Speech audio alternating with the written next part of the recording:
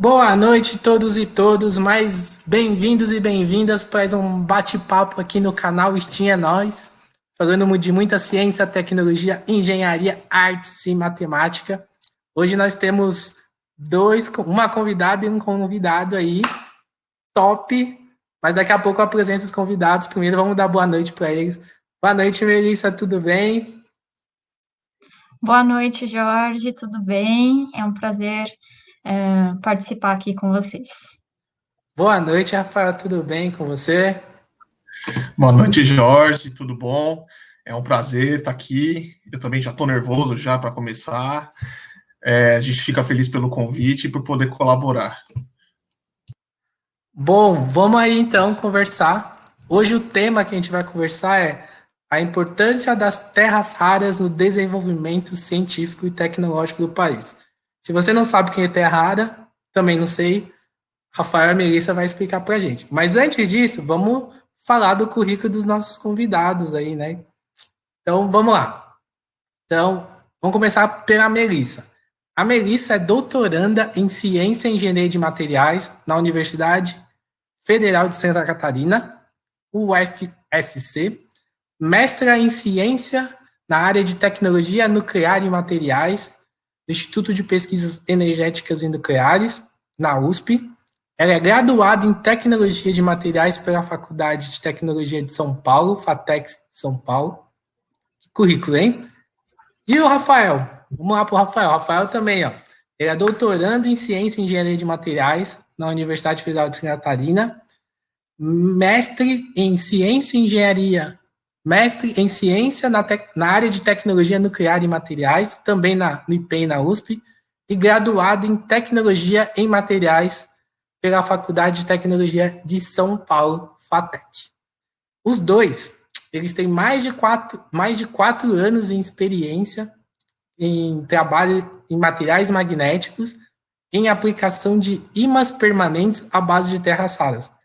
Também não sei o que é, daqui a pouco eles vão explicar para a gente, né?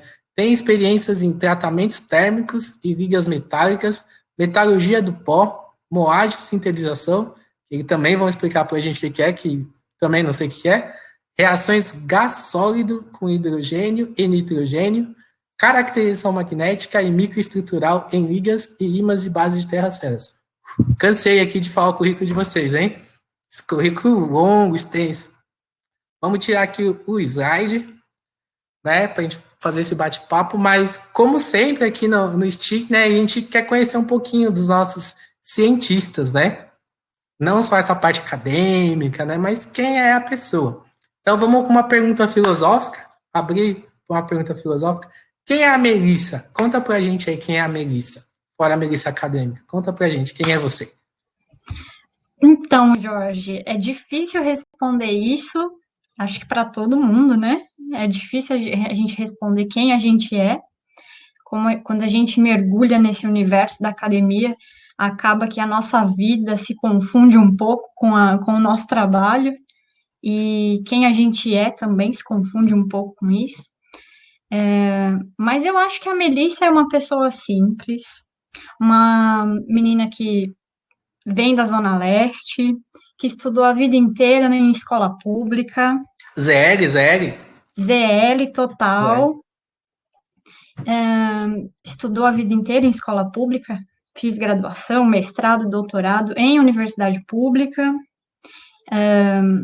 e eu acho que a Melissa é isso, sabe? É uma pessoa que está aí lutando para crescer, para se aprimorar, para contribuir com a ciência, com o país de alguma forma, até mesmo como forma de agradecimento por tudo aquilo que eu pude aprender e crescer estando nesse meio. E quem eu sou é difícil dizer, mas eu acho que é um ser ainda em construção, buscando o melhor. Boa. E quem é o Rafael? Conta pra gente aí.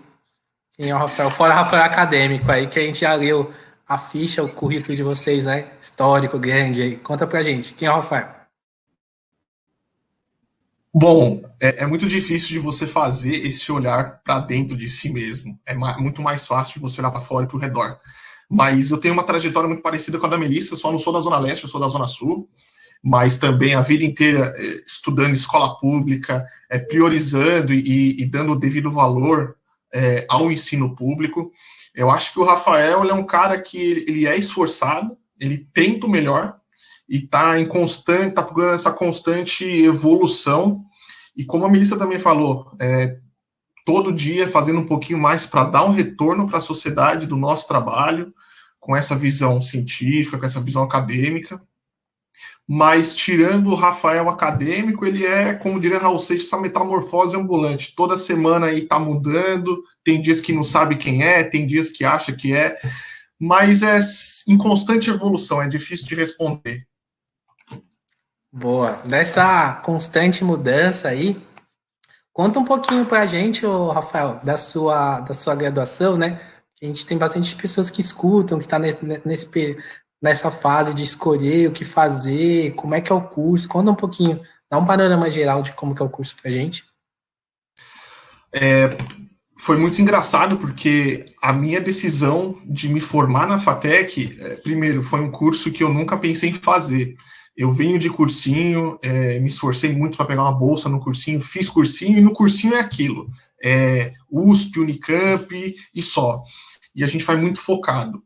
E aí, depois de segunda fase, de barrar na segunda fase de uma USP, essas coisas, a FATEC foi uma opção que eu achei pública, e durante a minha imersão total naquele ambiente, eu comecei a compreender melhor o que é o evoluir dentro de uma carreira.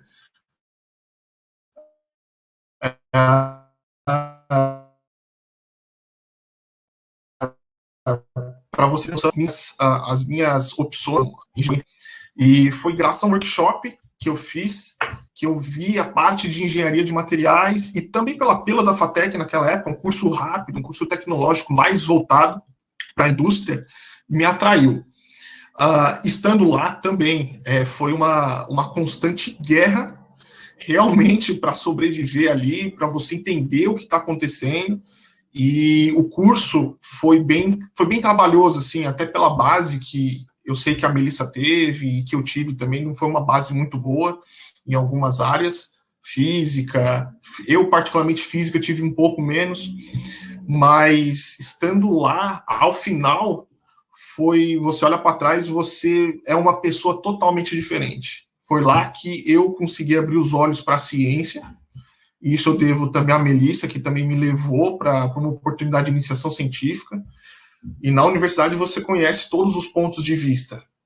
Então isso faz você abrir o seu olhar para um leque de opções, e foi ali que começou minha paixão pela ciência, pelo ser pesquisador, pelo descobrir, pelo investigar aquilo que ainda ninguém sabe. Lá foi um período bem de amadurecimento, e eu sou muito grato ao curso que eu fiz e a trajetória que eu passei lá. Quer completar, Melissa? Conta pra gente aí um pouquinho também da sua carreira aí na graduação. Rafael falou que graças a você, que história é essa aí? Conta pra gente aí. Então, Jorge, diferente do Rafael, que tentou várias outras coisas, tentou o ingresso em outras universidades, a FATEC foi, assim, a minha primeira opção viável, principalmente por ser uma universidade pública, onde eu não precisaria pagar para estar estudando. Na época eu não teria essa condição. Então, por ser um ensino público, gratuito e de muita qualidade, foi um alvo meio que certeiro para mim. Então, foi a primeira e fiquei por ali. Para quem não sabe, o Rafael e eu somos parceiros também na vida, não só na academia. E tudo começou lá. Tudo começou na FATEC. Eu era veterana do Rafael, então eu acho que quando ele diz aí que eu ajudei, acho que foi um pouco por isso, porque o caminho que ele estava trilhando, eu já tinha trilhado, já tinha um pouquinho mais de experiência, então pude contribuir dando uns toques aí, mas deu tudo certo.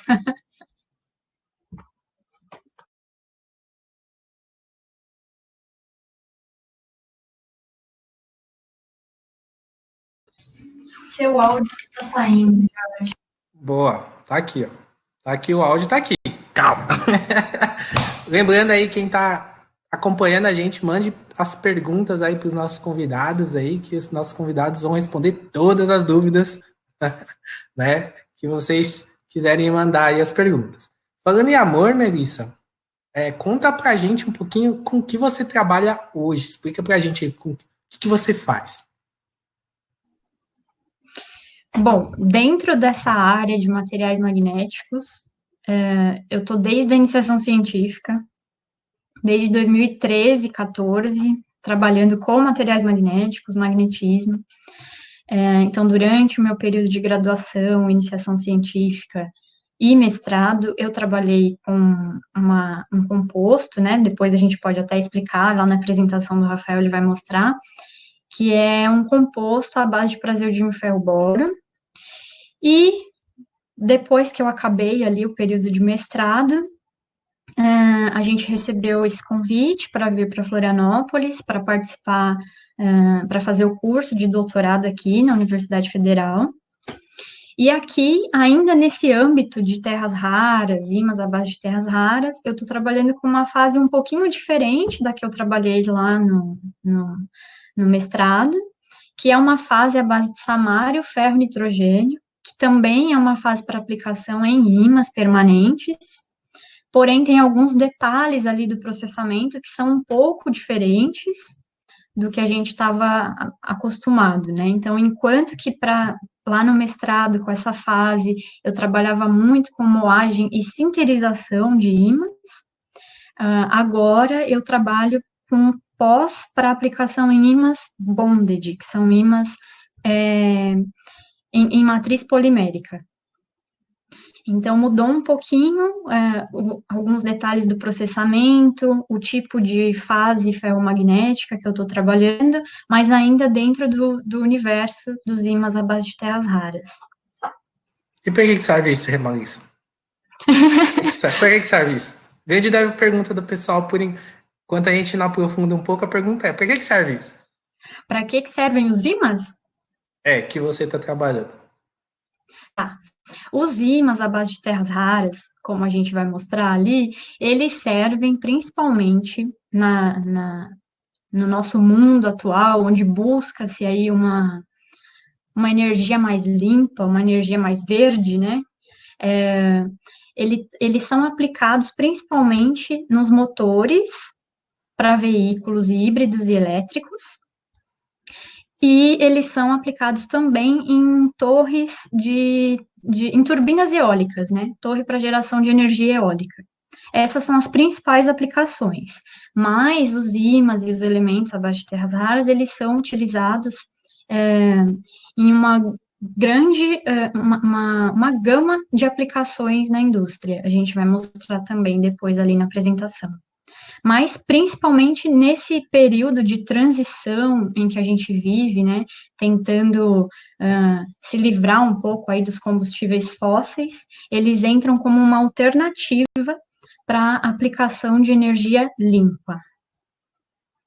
Boa, então agora a gente já conhece um pouquinho. E você, Rafael, conta um pouquinho para a gente o que você trabalha hoje.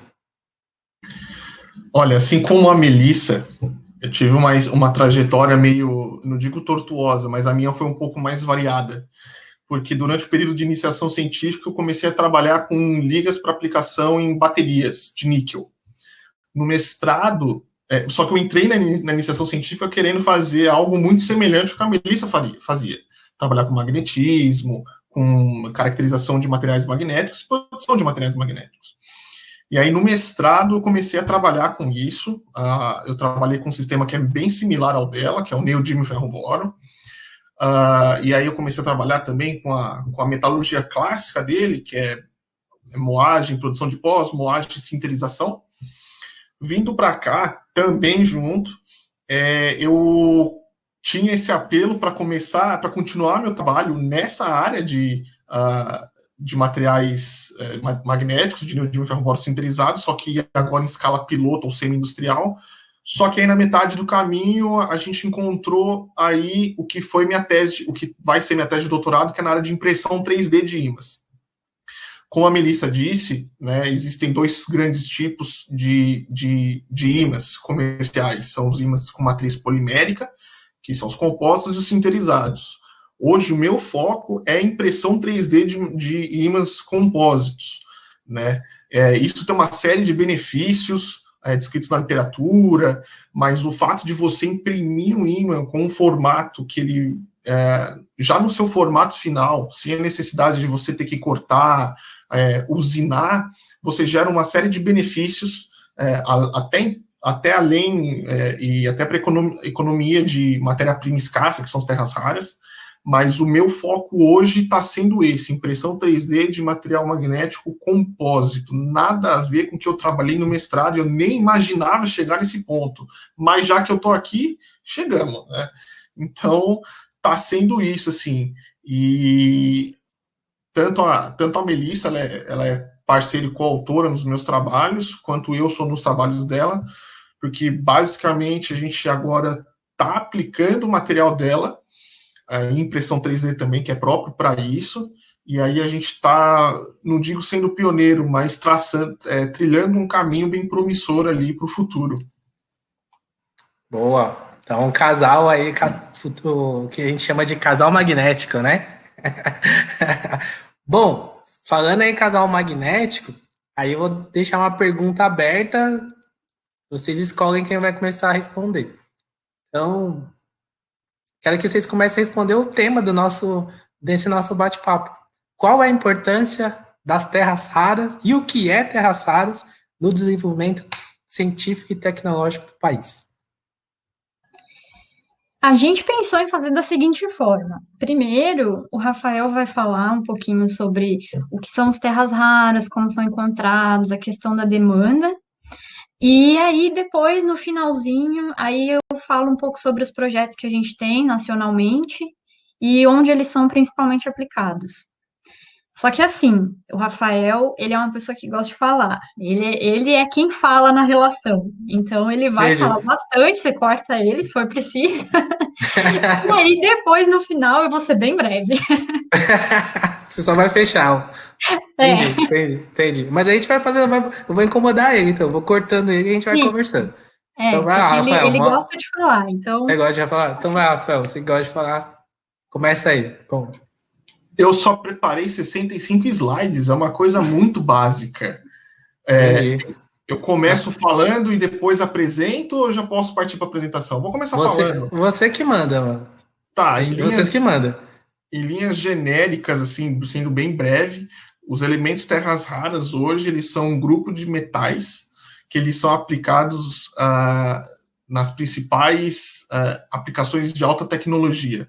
E as principais aplicações hoje são no setor de energias renováveis, o que é um tema bem relevante, que já vem sendo tratado nas últimas décadas e vai ser tratado ainda para as próximas décadas.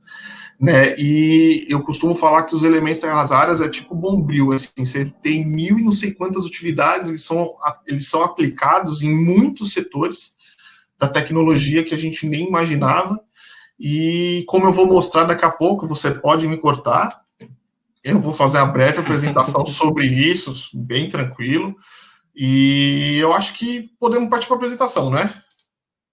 Vocês que mandam, gente. Tá vendo? O pessoal montou a apresentação tudo bonitinho, então vai falando aí. O importante é falar.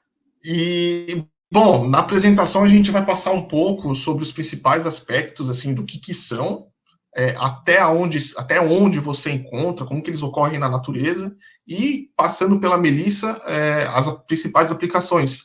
Lógico, tendo um foco nas principais aplicações, na demanda, e também é um assunto um pouco delicado, porque esses elementos, além de eles serem muito aplicados, eles são chamados materiais críticos, né, que a gente vai explicar um pouquinho melhor depois, mas basicamente eles são muito aplicados, existe uma perspectiva muito grande de aplicação desses materiais nas próximas décadas, mas uma perspectiva muito baixa na questão de reciclar ou de encontrar alternativas que substituam esses elementos para as aplicações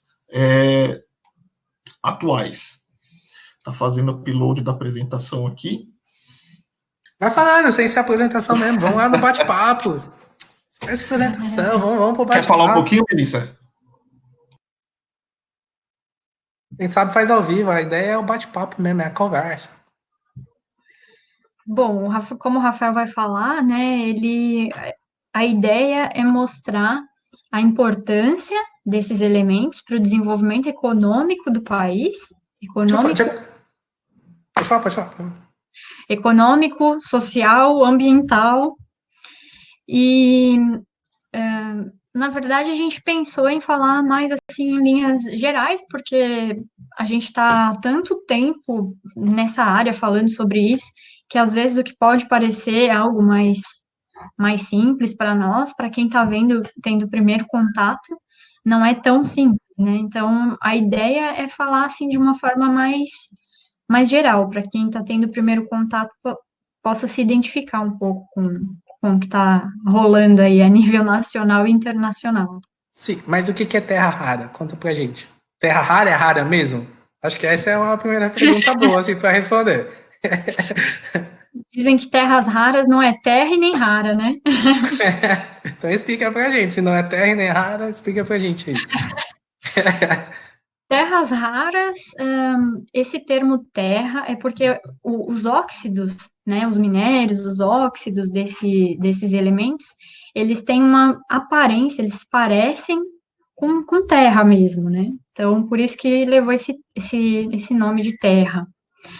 Agora, o rara, eles não são tão raros assim, eles são até que relativamente abundantes, porém, eles levam esse nome de serem raros, é, devido à demanda que agora, né, a gente tá prevendo aí uma forte demanda para os próximos anos, e também um pouco pela dificuldade de separação desses elementos em um minério. Então, dentro de um minério, a gente tem uma série de elementos, e a dificuldade de extração dos elementos isolados talvez possa ter dado esse nome de terras raras para esse grupo de elementos. Entendi. E como é que é o mercado aqui? Não, vocês sabem me dizer onde que estão essas terras raras aqui no Brasil? Quer falar, Rafa? Ou quer? Vou falar. Ele vai começar. Acho que ele já está pronto. Ele tá pronto. Então vai, Ainda não fez o upload, mas eu vou Rafael. responder então de forma Ignora essa apresentação. Vai forma falando, democrática. De O forma mercado de democrática. terras raras hoje, ele é basicamente dominado pela China, que ela detém mais de 80% dessa fatia, ou seja, ela detém as maiores reservas no território dela, dos minérios, que são alguns minérios.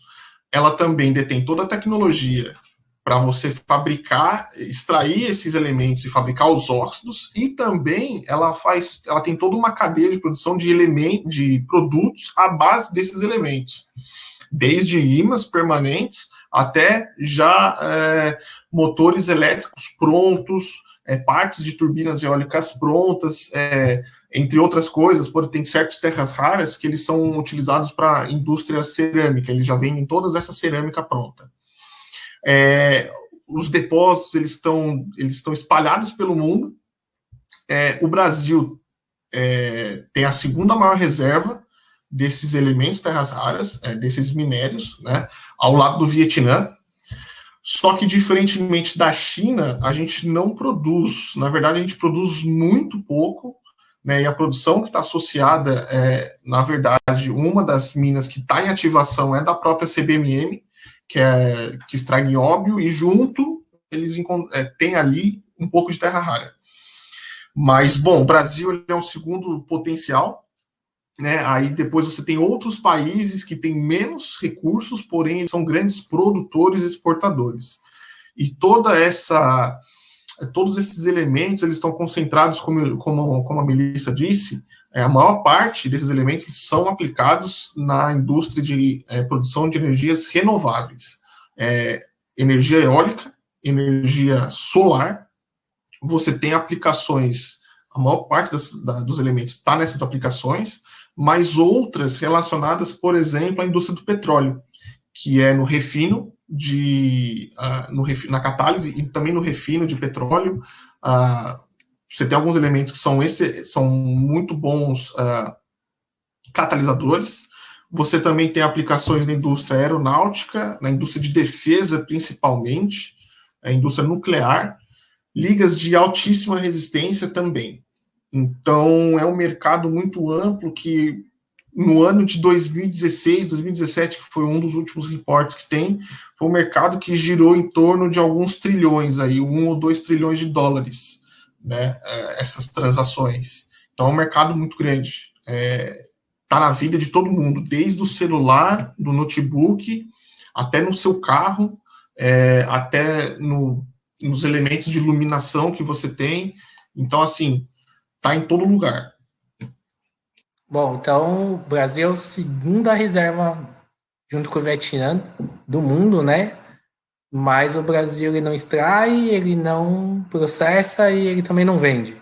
Essa é a mina de ouro que vocês entraram aí, que vocês vão dar uma agitada aí nesse mercado aí, né? E É assim, isso. os elementos, esse mineral, a maior parte desse mineral, que tem os elementos terras raras, ele tem um certo problema. Na composição, você pode ter tório e urânio, que são elementos radioativos. Então, você tem todo um estudo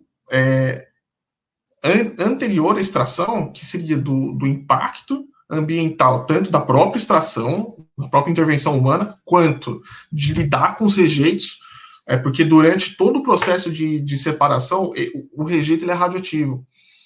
A China, ela lida bem com isso, porque basicamente ela ignora. Existem alguns casos que eles simplesmente descartaram, fazem um descarte regular, e hoje você tem ali, numa das maiores minas, que é Baianobo, você tem um lago gigantesco de rejeitos disso, que é rico em urânio e tório. Então, desde da extração, do impacto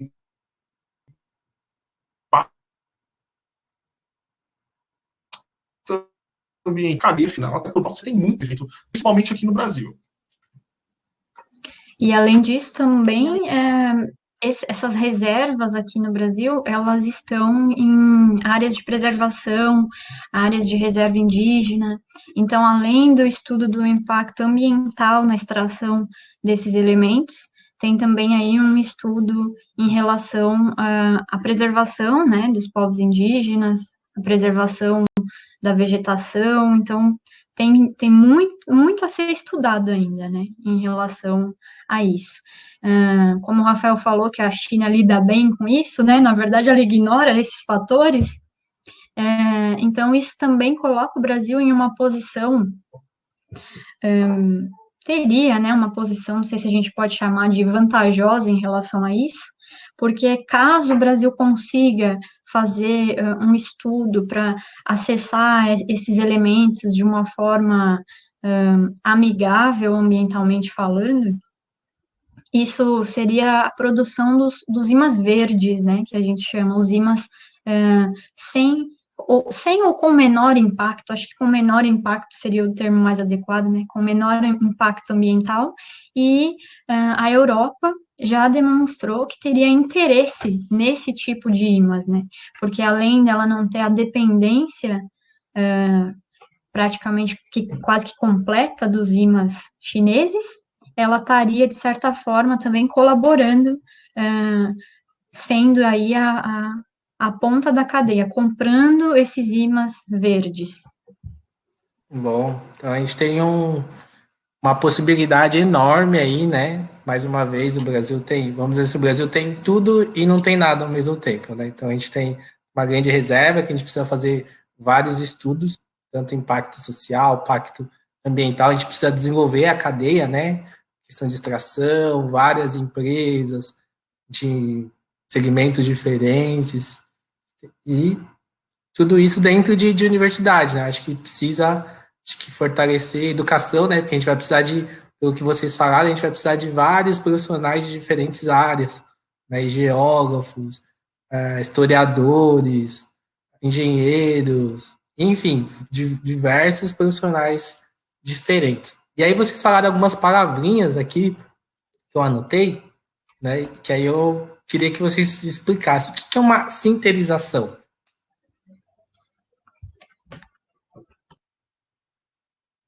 Quem começa? Para o ímpar aí.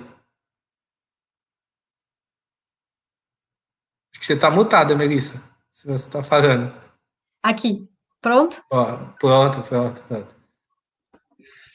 Bom, na área de ciência dos materiais, engenharia de materiais, existe uma parte que a gente chama de metalurgia do pó, que seria a transformação em peças com alguns formatos simples, cúbicos, cilíndricos, a partir de uma matéria-prima em pó.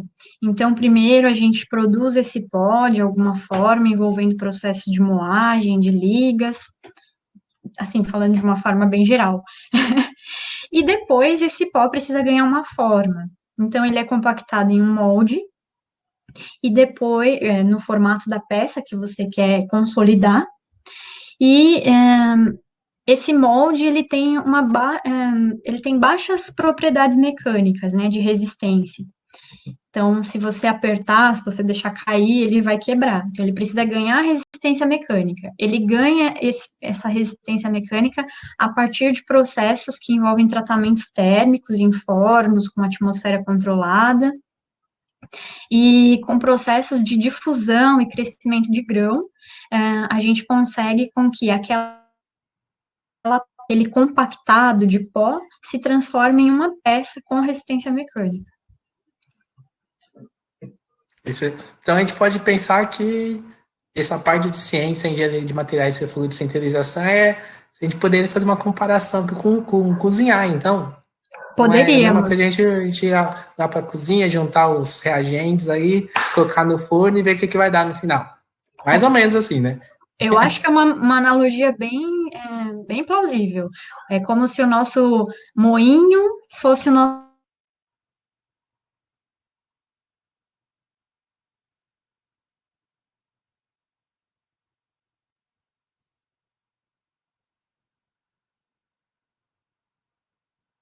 Melissa e Rafa.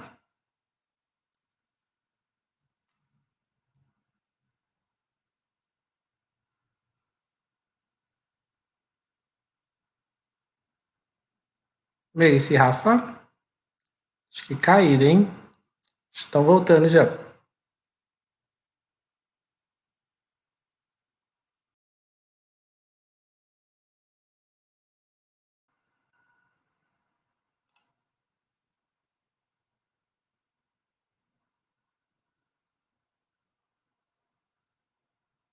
Melissa, Rafael.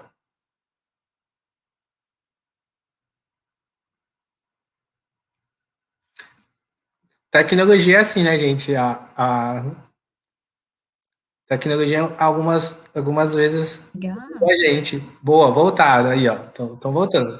Tecnologia é assim, quem faz ao vivo, a gente cai, a gente volta. Funciona, gente. O mundo acontece.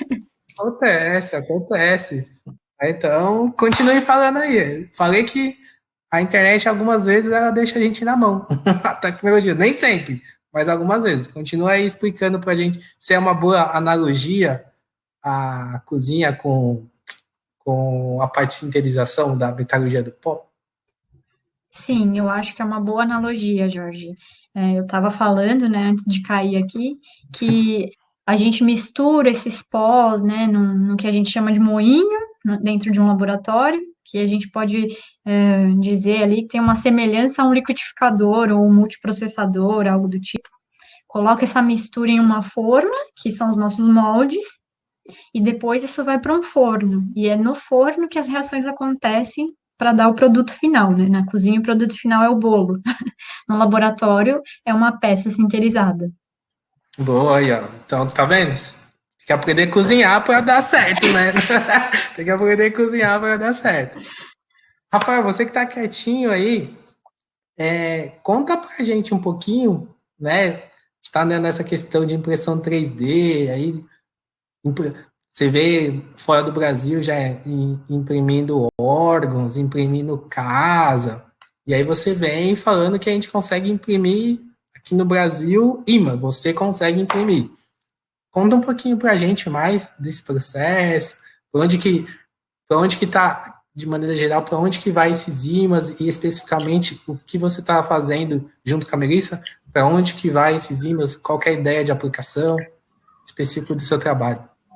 Bom, hoje em dia, o termo mais correto, mais científico hoje da impressão 3D seria a manufatura aditiva. O que isso significa? É a adição sucessiva de camadas.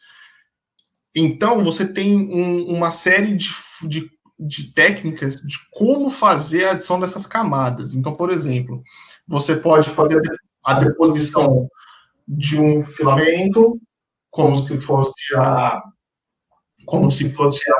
impressão 3D convencional. Você pode ter o pó, o próprio pó mesmo, e esse pó ele é fundido por uma fonte de calor, pode ser um laser, pode ser um feixe de elétrons, você pode ter uma cura seletiva de uma resina, então assim, é um range muito, muito amplo. No meu caso, o que acontece? A gente faz esses ímãs. Basicamente, eu tenho um pó do ímã, eu tenho um pó que ele é ferromagnético, que ele tem uma composição química específica para isso, e eu misturo esse pó com outro pó polimérico. Eu coloco ele num equipamento que é um equipamento chamado de sinterização seletiva laser. Basicamente, eu vou começar a fusão desse pó de certas áreas pela aplicação de um laser. Esse laser ele pode ser um laser de CO2, que ele funde apenas polímeros, ou pode ser um laser de fibra com diferentes comprimentos de onda para a fusão de outros elementos, por exemplo, titânio. E a ideia de imprimir ímãs com que eles tenham as mesmas propriedades magnéticas do que o ímã compósito tradicional, que ou ele é injetado em uma matriz, ou ele é comprimido em uma matriz, porém agora sem ter a necessidade de você usar essa matriz. Porque alguns dispositivos eletrônicos, eles dependem do quê? Da formação de um campo magnético com uma geometria. O campo magnético ele tem que se espalhar, ele tem que se distribuir pelo espaço de uma forma específica. E isso está muito de acordo, está muito relacionado com a geometria do próprio ímã. Então, dependendo da aplicação, você não consegue produzir certas geometrias nos processos tradicionais. Os processos tradicionais, você tem que fabricar um molde. A fabricação desse molde é muito caro e muito complexo.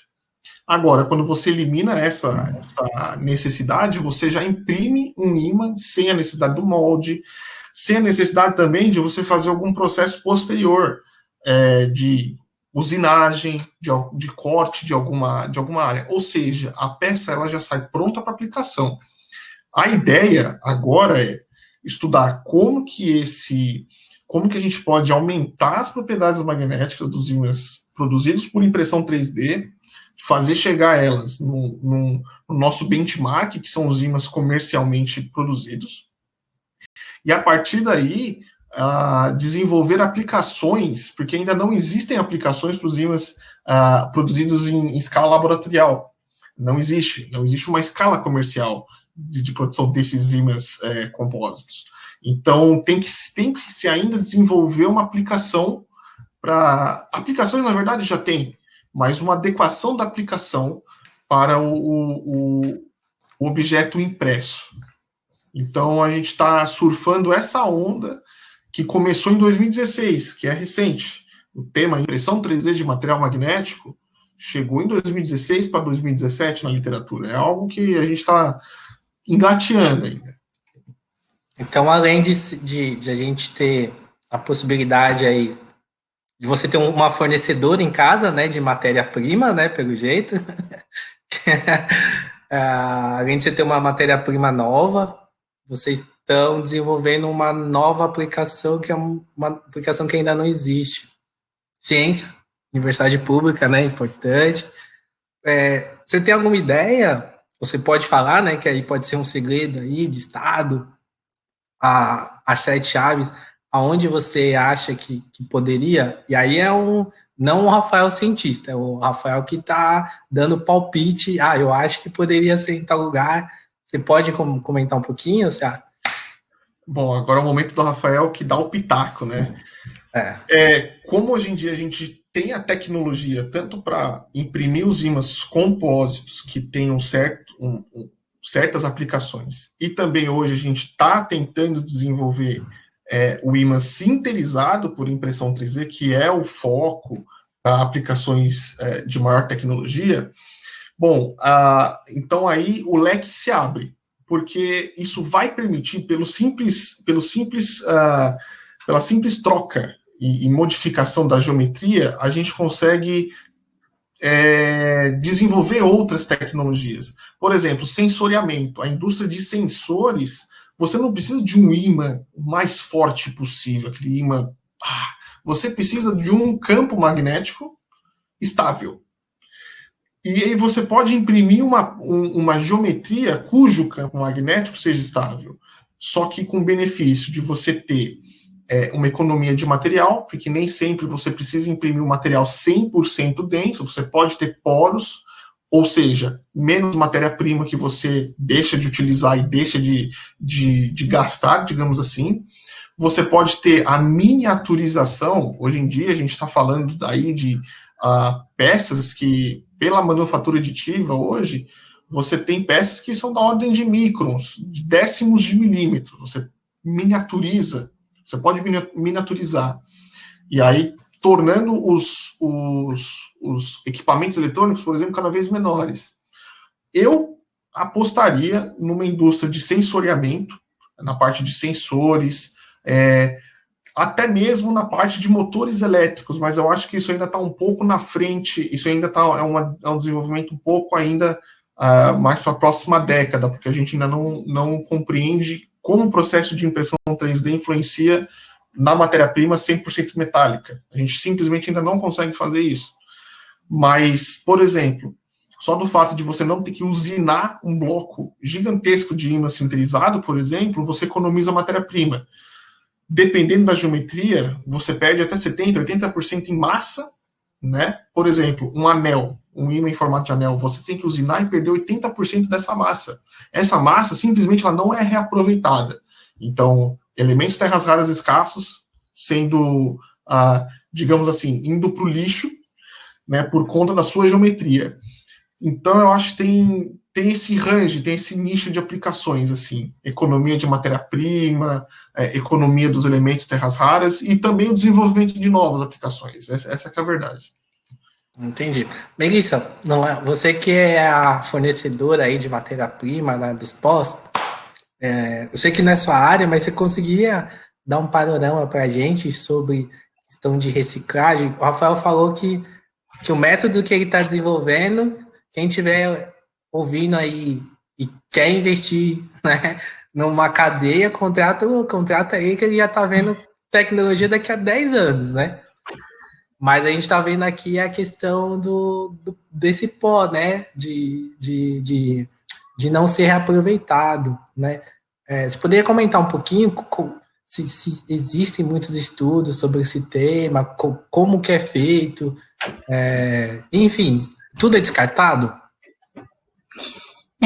Então, Jorge, eu acho que existem dois momentos aí da cadeia em que a gente pode pensar em poupar matéria-prima. Um momento é esse momento anterior, né, durante o processamento, como o Rafael disse, a manufatura aditiva ela vem para economizar matéria-prima, já produzir a peça no formato complexo, no seu formato final, evitando etapas de usinagem, mas também a gente precisa pensar em como reciclar esse ímã depois que ele já foi usado. Então, por exemplo, em uma torre eólica, a gente usa deixa eu só confirmar aqui o dado, mas em uma torre eólica, por exemplo, a gente usa cerca de 600 quilos de ímã. Em um motor elétrico ou híbrido, pelo menos 1 quilo de ímã. E quando isso aí não tiver mais sendo usado, né? A maioria das torres eólicas, elas estão próximas ao mar. Então, ela recebe ali um forte impacto da oxidação, né?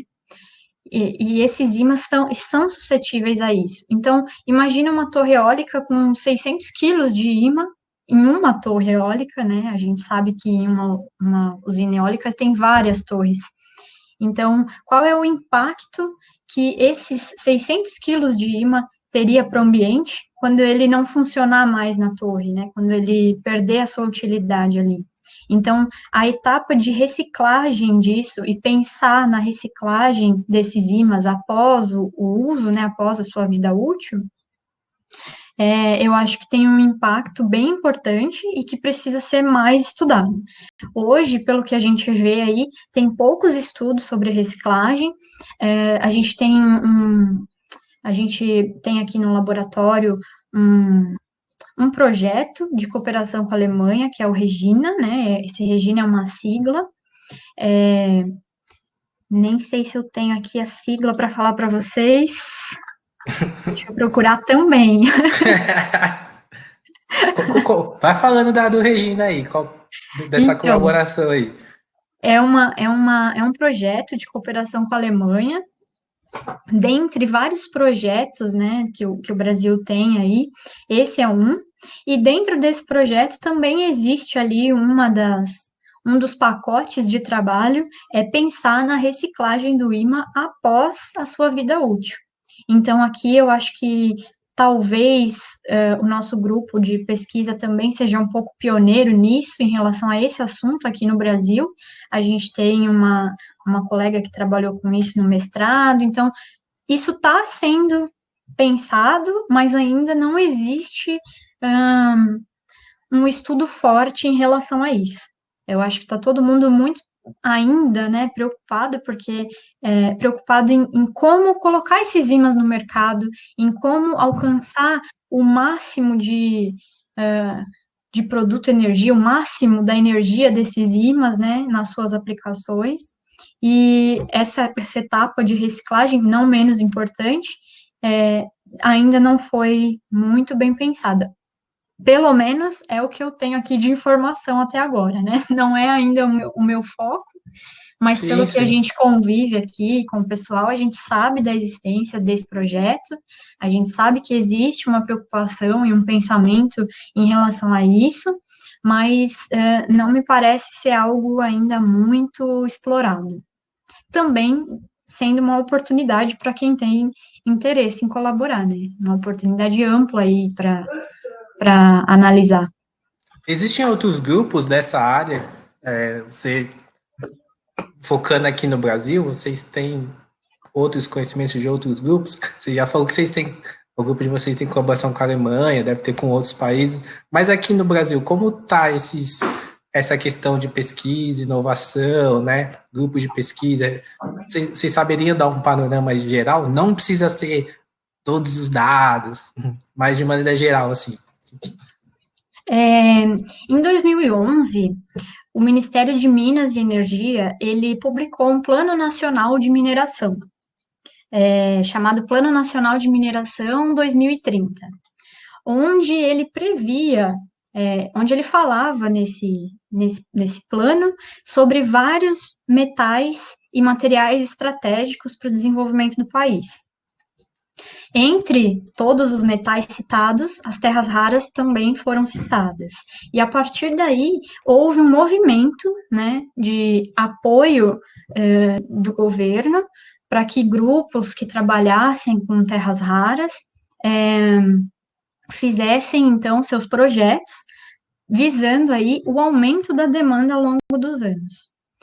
Dentro desse movimento, surgiu o INCT Terras Raras, onde ele reúne alguns laboratórios, como você falou antes, né, bem multidisciplinar, laboratórios que trabalham nessa área desde a extração do minério até a produção do imã, e envolvendo empresas, inclusive, que seriam a ponta da cadeia, né, que comprariam esses ímãs. Então, dentro disso, a gente tem empresas de extração e separação do minério em Minas, na UFMG, no CDTN, passando por São Paulo, né? Lembrando que, acho que a gente não falou isso também, a principal fonte de terras raras hoje é no rejeito da extração do nióbio da CBMM. Então, a gente, para produzir terras raras hoje no Brasil, a gente não precisa extrair de fato, né? A gente vai usar os rejeitos da extração do nióbio para extração dos terras raras. Então, a gente tem lá em Minas grupos capacitados para isso, que é o CDTN e o CETEM, se eu não me engano, passando, então, esses óxidos, esses elementos, passando por São Paulo na USP e no IPT, onde eles utilizam esses metais para a produção de ligas à base de terras raras, e depois na fabricação dos ímãs a partir dessas ligas, também em São Paulo, no IPEM, na USP, né, no IPEM, o instituto que a gente vem, que a gente fez o mestrado, e eu acho que hoje isso está mais concentrado aqui em Florianópolis, na Universidade Federal de Santa Catarina, no Laboratório Magma, que é onde a gente está fazendo doutorado atualmente. Então, tem toda uma cadeia, né? O INCT é um Instituto Nacional de Ciência e Tecnologia, então ele reuniu vários laboratórios de uma forma bem multidisciplinar, pensando do início da cadeia ao término. Tem apoio de empresas como a WEG, Embraco, não me lembro se tem mais alguma outra, mas essas são as maiores, assim. Então, o INCT proporciona isso, essa visão do todo, né, do início da cadeia ao término. Então, esse eu acho que é um dos maiores, um dos mais importantes laboratórios voltados para essa área. Claro que a gente tem outros, né, acho que no Rio de Janeiro tem laboratórios que estudam sobre ímãs, terras raras, magnetismo, mas eu acho que esses são os principais, os que estão ali no INCT, fazendo parte do INCT. E além desse, né, de nível nacional, a gente tem o Regina, como eu falei, que é a nível internacional, de cooperação com a Alemanha. Esses são os principais projetos envolvendo a fabricação de ímãs à base de terras raras. Eu só queria complementar uma informação. O Centro de Gestão de Projetos Especiais, o CGEE, que eu acho que ele é um órgão governamental, né, o Centro de Gestão de Estudos Estratégicos. Em 2012, eles começaram a mapear, e eles fizeram um report sobre isso, sobre a situação das terras raras no Brasil. Até então, ainda não se sabiam do potencial completo do Brasil. Naquela época, falando de terras raras a nível nacional, eles chegaram à conclusão de que existem 49 instituições e 113 grupos de pesquisa, contando aí com em torno de 500 especialistas no assunto, trabalhando com terras raras em geral.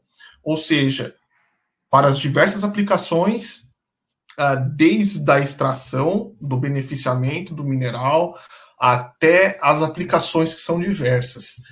Naquela época, por volta de 2012, acho que foi o último relatório deles. E aí, conforme o mundo foi avançando, conforme a gente está discutindo muito essa questão ambiental, com certeza, eu ainda não tenho esse dado, mas o número de grupos estudando os terras raras, desde o fundamental, dos princípios físicos e tudo mais, até a parte de produção, passando pela química deles, deve ter aumentado muito, mas a pesquisa em terras raras no Brasil, ela está disposta assim, realmente em nível nacional. O que a Melissa também citou, que foi o INCT, que hoje ele chama INCT Pátria, né, que é um acrônimo ali para aplicações de ímãs de terras raras em aplicações de alta tecnologia. A gente tem essa cadeia muito interligada entre São Paulo, começando em Minas, né, com a extração do minério de terras raras, como a Melissa falou, está junto no rejeito do nióbio, por uma questão geológica. Aí eles extraem, estudam toda a extração e separação, né, os órgãos competentes da Federal de Minas. Você tem o CETEM, acho que é o CETEM, se não me engano, o CETEM é no Rio de Janeiro, mas você tem o CDTN, que estuda bastante isso. O CETEM também estuda no Rio de Janeiro a extração desses minérios. e a transformação no óxido, ou em espécies em que você possa usar para fazer ligas metálicas ou trabalhar com os óxidos. Depois disso, chega em São Paulo, que é no IPT, estuda toda a produção de ligas, mas aí já com foco em ímãs, permanentes de neodímio e ferro-boro. Mas depois disso, você tem a nossa parte, que é a parte, nós somos somente a ponta da cadeia, que é a transformação dessa liga num material funcional, que é o ímã. Então, assim, a gente tem um INCT em um dos pontos da cadeia, mas que já envolve empresas, especialistas, professores. São números, assim, muito expressivos, muito grandes. Agora eu vou fazer uma pergunta aí filosófica para vocês. E aí Eu só queria lembrar, Jorge, só aproveitando essa onda aí de o que a gente tem no Brasil, que a gente tem também, aproveitando essa onda do Plano Nacional de Mineração, do INCT, do Regina, a gente tem no Brasil o primeiro laboratório, fábrica de ímãs de terras raras. Ele é desenvolvido, né, ele é implantado pela Codenge, que é a Companhia de Desenvolvimento do Estado de Minas Gerais, e ele aproveitando essa onda, né, de buscar recursos, de buscar pessoas, ele é a primeira unidade no Brasil. Então, acho só importante frisar aí, não estou fazendo propaganda de nada, mas eu acho importante as pessoas saberem, né, porque a gente, às vezes, fala das deficiências, mas a gente também tem muita coisa legal acontecendo. Boa. Aí, voltando para a pergunta filosófica, depois desses aportes aí super importantes, interessantes, na opinião de vocês aí, como cientistas, como cidadãos, o que vocês acham que precisa acontecer? A pergunta é difícil, filosófica, hein? Para que a gente tenha uma cadeia mais forte de terras raras no Brasil, que seja amigável, né? Que tenha o mínimo impacto ambiental possível, que pelos rejeitos, pelo jeito a gente já tem bastante terras raras, né, a partir dos rejeitos. Como fazer para a gente virar uma potência mundial nessa área? Vou jogar a bomba para vocês. O que vocês acham? Posso começar respondendo? Você que manda. Eu acho que tudo tem que começar na base. Tudo começa na base, que é a educação primária, a educação básica. Tudo começa ali, porque é ali que vai começar e é ali que os profissionais da educação, não importa se eles são do sistema público ou do sistema particular, mas principalmente o público deveria ser o foco, que é, a partir dali, começar a cultivar e a moldar os diamantes brutos, que são os estudantes, para ter esse foco, esse olhar mais científico, importante, mas não só discutir, por exemplo, o material em si, mas como que o meio ambiente ele pode ser afetado, quão importante ele é, quanto ele vai ser afetado por isso. Depois, passar pelo simples fato, no ensino médio, por exemplo, você tratar disso nas aulas de química, nas aulas de física, mas é o despertar.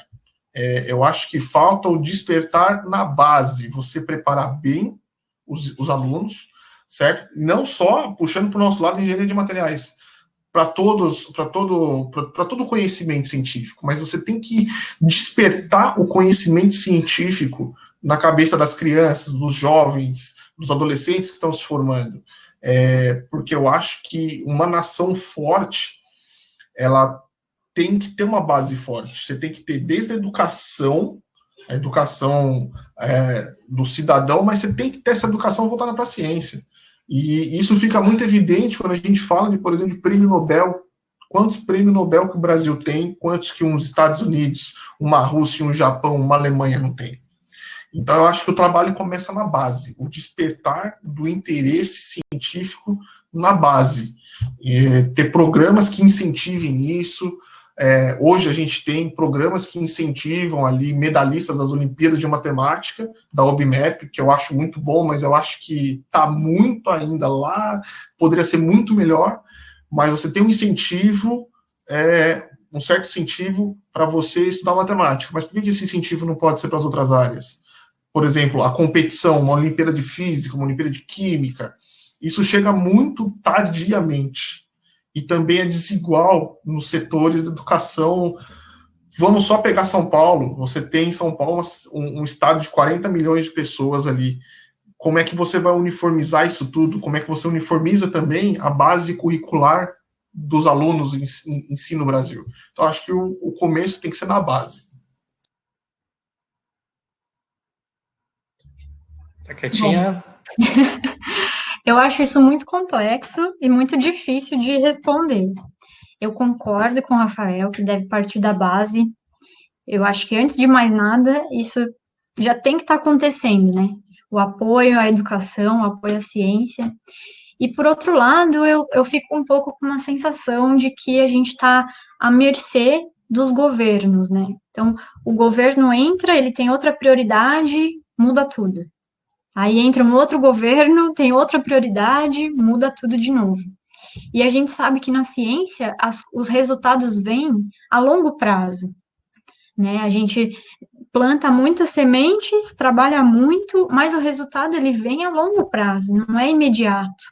Então, o investimento em ciência, o olhar da política para a ciência, também tem que ser pensando nisso, com isso em mente, que os resultados não são imediatos. Não dá para fazer campanha política prometendo um resultado científico, por exemplo. Então, talvez por isso a gente esteja tão aí à mercê, né, dos governos. Então, talvez alguns planos voltados para a educação e para a ciência que independam do governo que entrar. Não sei, não sou da área política, talvez esteja falando até besteira aqui, me desculpem, mas eu acho que planos específicos voltados para essas áreas, planos a longo prazo e que tenham que ser cumpridos, independente de quem está no poder. Eu acho que talvez seja um pouco por aí, sabe? Para a gente não se sentir tão vulnerável. E além, claro, do ensino de base, né? Como o Rafael falou. Eu só queria complementar, além disso, né, a gente está esquecendo a nossa classe, do bolsista CAPES, do bolsista CNPq. Você tem que reconhecer essas pessoas, sabe? Você também não é fazendo campanha política, nem nada. Eu acho que são órgãos e instituições que deveriam ser cada vez mais fortes, cada vez mais... a figura do cientista, do cara que passa anos, 20, 30 anos estudando, entendeu? Para dar um retorno para a sociedade em qualquer área do conhecimento, se isso vai tornar um produto, se isso vai se tornar um produto, se isso vai se tornar um paper, se isso vai se tornar, não sei. Eu acho que o pesquisador em si, o cara que entra no laboratório, que faz essas coisas, o bolsista mesmo, que depende da própria bolsa para sobreviver, deveria ser melhor recompensado, deveria ser melhor, mais bem visto. A gente não pode esquecer, mas estamos em 2021, eu acho que o último reajuste de bolsa que tivemos para essa classe deve ter sido no mínimo 7, 8 anos atrás, sabe? Então tem muita gente que depende disso.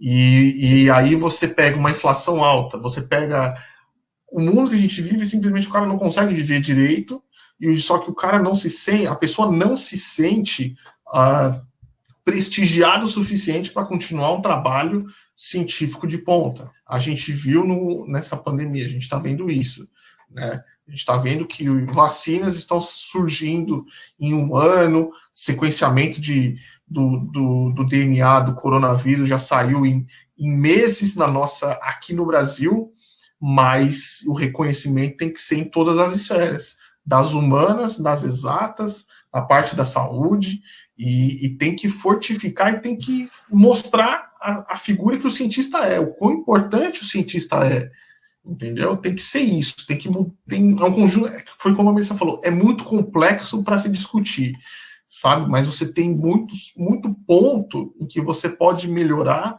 você pode estimular as pessoas a quererem se tornarem professores, pesquisadores, cientistas, e também de prestigiar aqueles que estão na luta diária, tentando transformar a sociedade num lugar melhor, tentando transformar e dar valor para o Brasil, porque o que tem de país olhando para o profissional brasileiro e o que tem de brasileiro fora do país, entendeu? Não necessariamente retornando para o Brasil, né, é bem grande. Então, eu acho que a gente deveria ter uma série de fatores. É uma pergunta complexa, filosófica, mas eu defendo a parte política mesmo. A gente precisa investir nos órgãos de fomento, a gente precisa melhorar o salário, né, que a gente chama de bolsa, o salário dos cientistas mestrandos, dos cientistas doutorandos, do pessoal da iniciação científica. Concordo com vocês. Estamos indo aí para os finalmente aí desse bate-papo. Vou começar com o Rafael primeiro, que o Rafael gosta, que a Misa falou que o Rafael fala pra caramba, né? Então, vamos lá, Rafael. Bate pronto, hein? Presta atenção, tem que ser rapidão, hein? Manda. Vamos lá. Que pergunta que eu não fiz pra Melissa que eu deveria ter feito? Que pergunta que... Ah, rapaz. Não, aí eu reprovei. Olha, chefe, difícil essa pergunta, já reprovei, não sei. Agora, de bate-pronto, eu não... Bate pronto, vai. Faz uma pergunta aí. Eu acho que você poderia ter perguntado sobre o papel da mulher na ciência, por exemplo. Como ela, como mulher, ela se sente na ciência, do reconhecimento do profissional feminino na ciência. Se você não pensou nisso, então você também reprovou. Então, Melissa, se essa é a pergunta que faltou para fazer para você, tá feita. Responda, por favor. Poxa, eu fico muito feliz pela pergunta. Eu acho que isso é muito importante, isso é muito relevante a gente falar, ainda mais na nossa área das ciências exatas, das engenharias. A menina, né, a jovem, já tem, já é colocado para ela que a matemática, a química, a física não é para a menina, é para os meninos, né? Ela é incentivada desde pequena a brincar de boneca, brincar de casinha, mas ela não é incentivada a descobrir o universo, as leis do universo, a química, a física, a matemática. Então, isso já se torna uma barreira para o ingresso. E uma vez que a gente rompe essa primeira barreira e adentra nesse universo da academia, da engenharia, das ciências exatas, existem ainda outras barreiras a serem derrubadas, né? A serem ultrapassadas, que é uma quantidade muito pequena de mulheres nos cursos da área de exatas. Essa quantidade, essa desproporção entre homens e mulheres nessas áreas, ela aumenta ainda mais, isso se torna ainda mais desigual quando a gente vai para a pós-graduação, porque são barreiras que a gente tem que ir vencendo e às vezes isso desanima, né, as pessoas, enfrentar tantos obstáculos, sentir na pele tantas diferenças. E hoje eu trabalho em um laboratório que eu sou a única, mulher, né, em um meio predominantemente masculino, em um departamento predominantemente masculino. No nosso departamento aqui, isso se reflete, inclusive, lá na frente, os professores. Eu acho que no departamento inteiro a gente tem uma professora mulher. Então, assim, a gente tem que lutar muito ainda para que essas diferenças diminuam, porque homens e mulheres não são iguais, mas a gente precisa ter direitos iguais na sociedade, né? Ninguém é igual, mas a gente tem que ter direitos iguais. E eu acho que eu já venci um pouco dos meus medos chegando até aqui. Acho que eu posso dizer que eu estou orgulhosa de mim, apesar de ter muita coisa ainda para aprender. E eu incentivo para que quem gosta não desista. Não desista por fatores externos, pelo que as pessoas falam. A gente tem que correr atrás, né? Como tudo na vida, a gente tem que correr atrás. E eu tô aqui para colaborar com quem eu puder. Boa, boa. Depois desse discurso aí, que a gente só assina embaixo, né? Então a gente tem que ser, nós que estamos no meio, nós temos que criar, né, oportunidades, né? Tirar esses desafios que vêm para as questões de gênero, para as questões sociais, que tem bastante, né? E tem uma frase lá do Neil Tyson, cientista, né, americano, que ele fala que é contraditório, mas é importante. Ele fala assim que a gente precisa parar de falar que a gente precisa investir em crianças e a gente precisa investir na gente, porque somos nós que votamos, somos nós que fazemos o nosso tempo para a gente preparar o tempo para as crianças que vão vir. Eu acho que é uma responsabilidade nossa que está nesse meio, né, de reduzir, lutar para diminuir as desigualdades, né, a médio e longo prazo, que é uma coisa que infelizmente a gente não consegue fazer que acabe, né, mas a gente consegue fazer mudanças, né, então a gente está aqui dentro. Debate pronto, Melissa. Que pergunta que eu deveria ter feito para o Rafael e não fiz? Difícil isso, mas já que ele tocou nesse ponto, né, da participação feminina, eu acho que faltou a gente perguntar para o Rafael como que ele acha que os homens podem colaborar para que isso aconteça, para que isso não seja uma luta apenas das mulheres. Olha, eu acho que, como homem, eu acho assim, tendo a minha visão, certo? Eu acho que a gente poderia. Foi aquilo que você falou, Jorge. A gente só assina embaixo o que a Melissa falou, porque eu concordo com ela. Você começar esse trabalho de base, né? Mostrando que as meninas, elas não têm que. Como assim? Elas podem ir sim, elas podem e devem ir lá para o curso de engenharia mecânica, uma soldagem da vida, engenharia de materiais. Eu acho que também é uma questão muito complexa, porque tem que existir uma mudança comportamental social. E eu acho que o principal fator é o respeito com a história, é o respeito à história individual de cada uma, é o respeito às capacidades profissionais, todo o legado que foi deixado e todo o caminho que foi trilhado por muitas mulheres na ciência, e temos muitos exemplos hoje aparecendo com todo esse cenário de coronavírus e de pandemia. Eu acho que o respeito às opiniões e entender que, na verdade, não devemos lutar para ser um melhor que o outro. A gente tem que lutar para crescer como sociedade de forma igual, para ter uma sociedade igual, para ter uma sociedade menos desigual.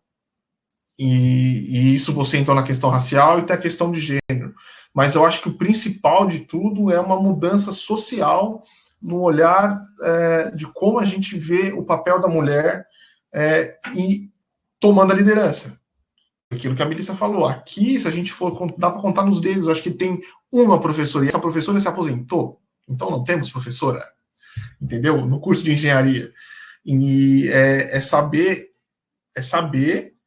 e reconhecer a liderança feminina em qualquer lugar, mas principalmente na ciência. Não é porque ela é mulher que ela não entende de mecânica, de engenharia civil, de obra, essas coisas, sabe? Então, eu acho que é o respeito e entender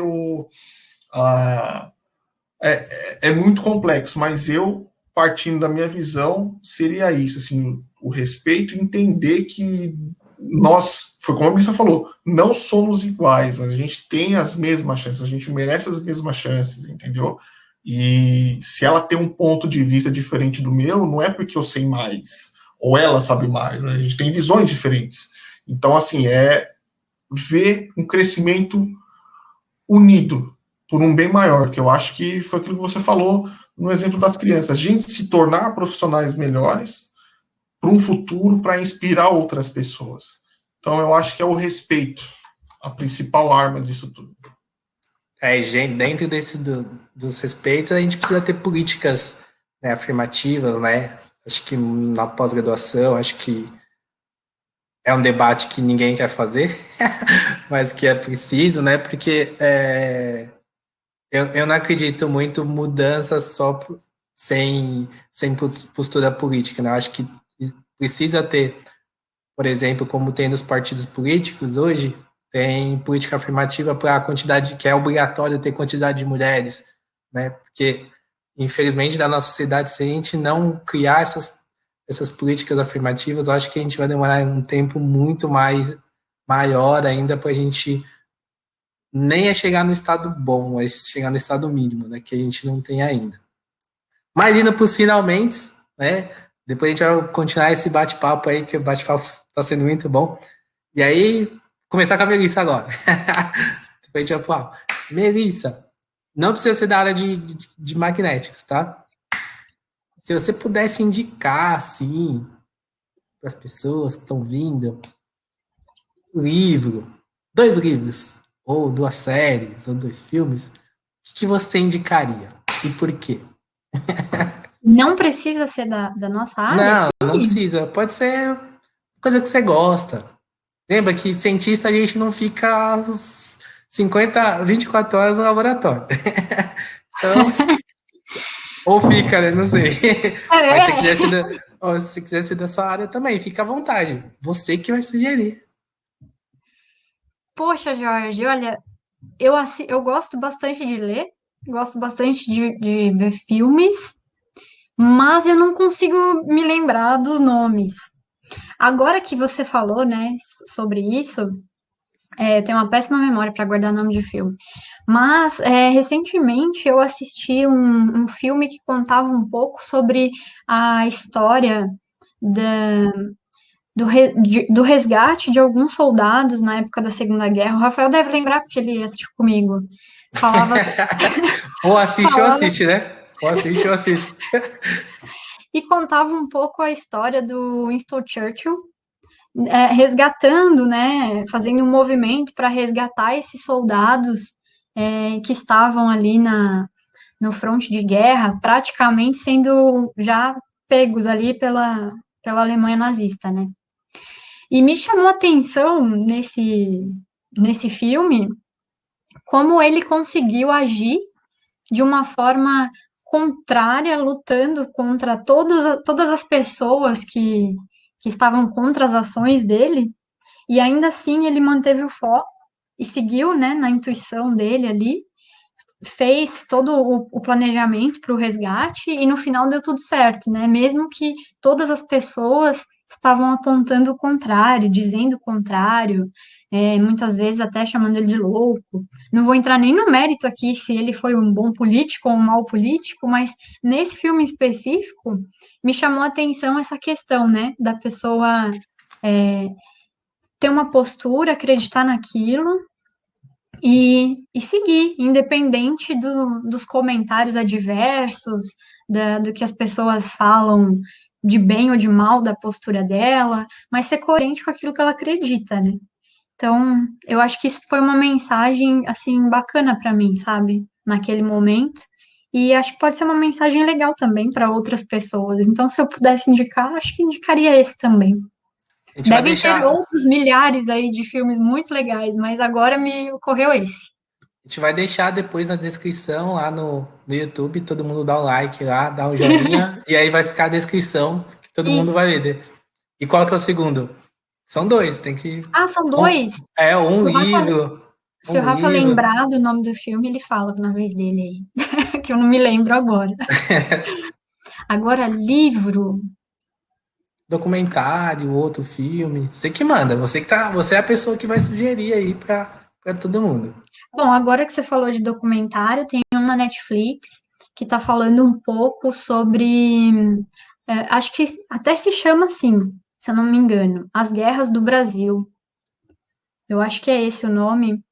É um documentário nacional, onde ele vai falando desde das principais guerras, né, que houveram no nosso país, e ele fala bastante dessa questão lá atrás, racial, até passando para os dias mais atuais, que são pelas formações das facções criminosas, né, no crime organizado, e eu acho que com isso a gente consegue também compreender um pouco melhor o nosso país, nos ajuda nesse sentido.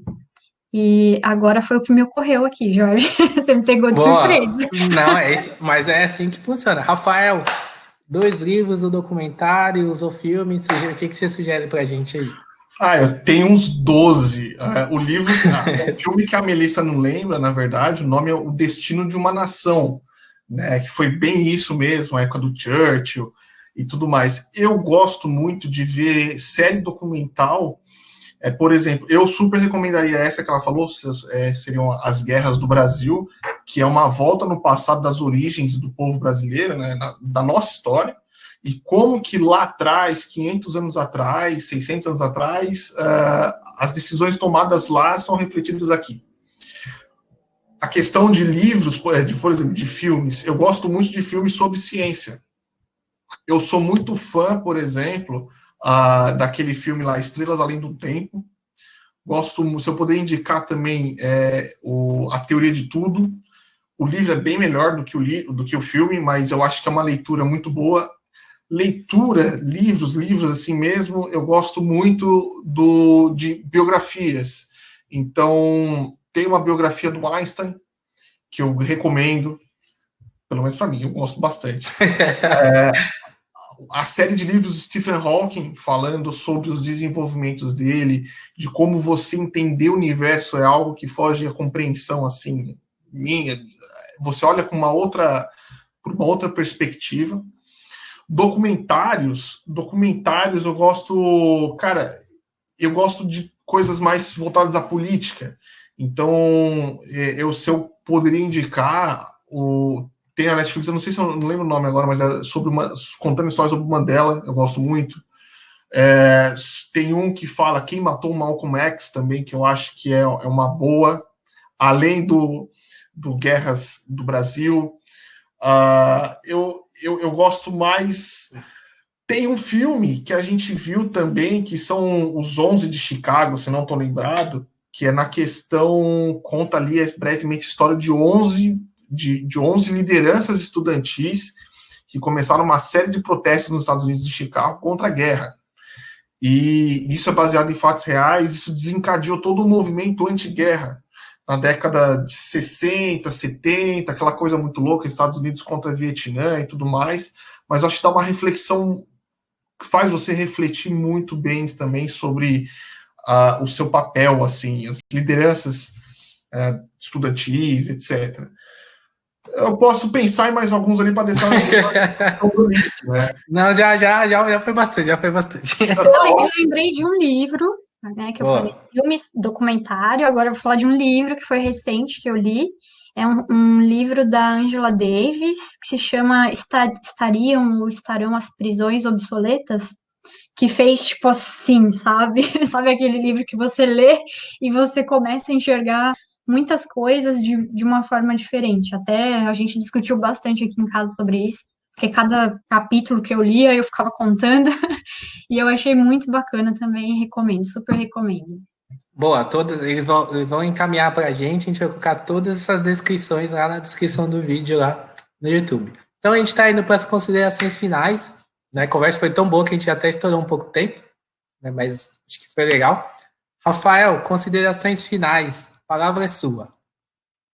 Olha, considerações finais, eu primeiramente gostaria de agradecer esse espaço que você está cedendo para a gente, de conversar sobre, apesar do foco ter sido algo da nossa similaridade, mas que a gente acaba discutindo outras coisas e filosofando sobre outras coisas. Então, primeiramente, eu queria agradecer aí a organização.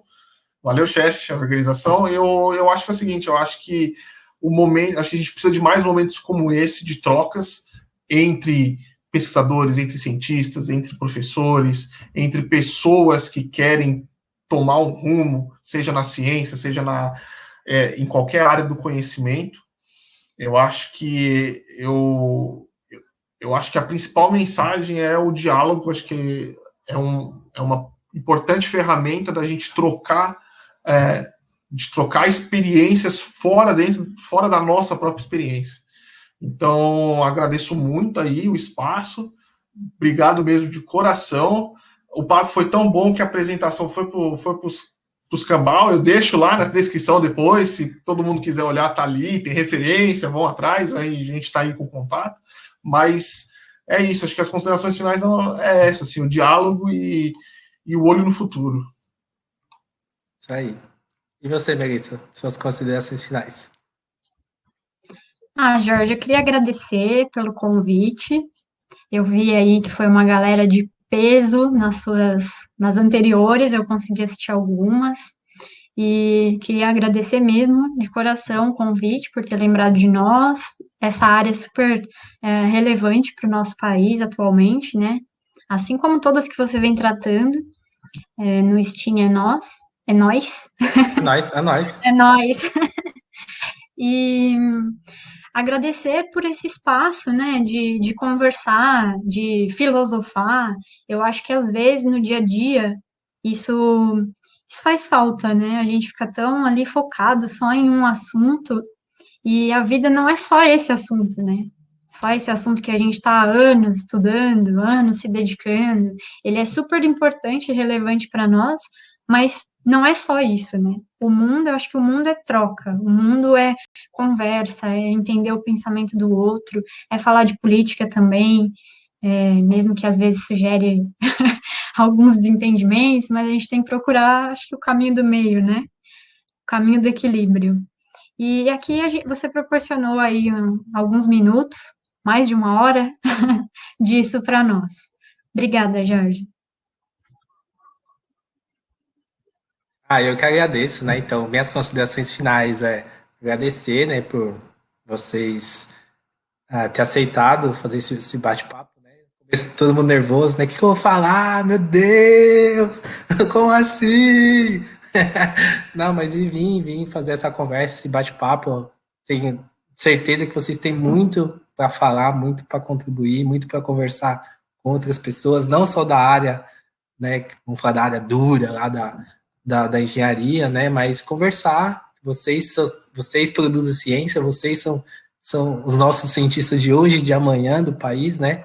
Então, mais pessoas precisam conhecer vocês aí, para vocês também incentivar outras pessoas, outras meninas, outras mulheres. Então, a gente fica muito contente quando a gente recebe pessoas aqui que a gente gosta, a gente conhece pessoalmente, né? A gente se gosta e a gente sabe o potencial que vocês têm, o nível de qualidade do trabalho, o quanto que vocês se esforçam no que vocês fazem. Então, a gente que fica muito lisonjeado de receber vocês aqui, né? Então é isso, todo mundo agora dá aquele joinha lá no YouTube, acompanha lá as mídias sociais, né? Vê a descrição, procura a Melissa, procura o Rafael, vai conversar com eles lá sobre terras raras.